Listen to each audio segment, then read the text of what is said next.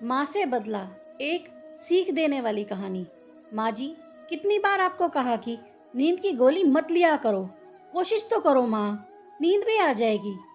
मंदिरा ने अपनी सास कमला को समझाते हुए कहा, नहीं बहू, तू मुझे नींद की गोली ही दे दे, नहीं तो मुझे पूरी रात नींद नहीं आएगी। माँ जी, आप समझती क्यों नहीं हो? ज़्यादा लंबे समय तक नींद की दवाई लेने पर लीवर पर बुरा असर होता है और आप बहुत टाइम से नींद की गोलियां ले रही हो। कमला चिढ़ के बोलती है, तेरी क्या दुश्मनी है मुझसे बहू?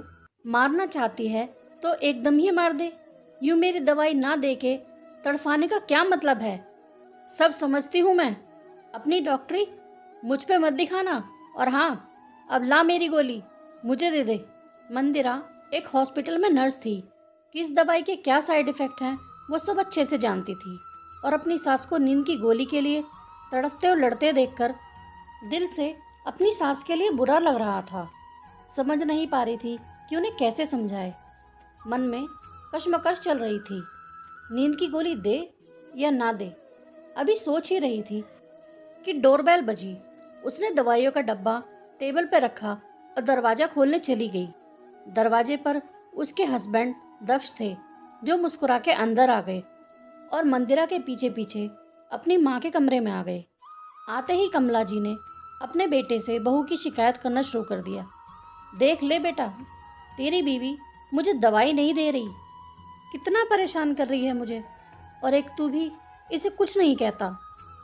दक्ष मंदिरा की तरफ देखता है तो मंदिरा वही बोलती है कि लंबे टाइम तक इन दवाइयों का सेवन करो तो शरीर पर बुरा असर होता है। दक्ष समझ गया। वो मंदिरा को डांट के बोलता है, तुम्हें ज़्यादा पता है, जाओ और एक गिलास पानी ला के दो मुझे, अभी ऑफिस से आया हूँ। मंदिरा भी गुस्से में पैर पटकती हुई रसोई में चली जाती है। मंदिरा के जाते ही दक्ष अपनी माँ के सिर पे प्यार से हाथ फेरता है और बोलता है, कोई नहीं माँ, मैं हूँ ना, मैं तुझे नींद की दवाई देता हूँ, फिर तुझे परेशानी नहीं होगी और अच्छे से नींद आ जाएगी।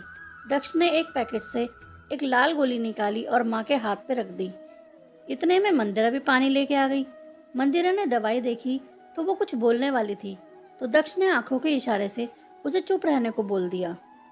दवाई लेने के बाद थोड़ी देर में माँ सो गई और दक्ष माँ को चादर उड़ा के और कमरे की लाइट बंद करके अपने कमरे में आ गया।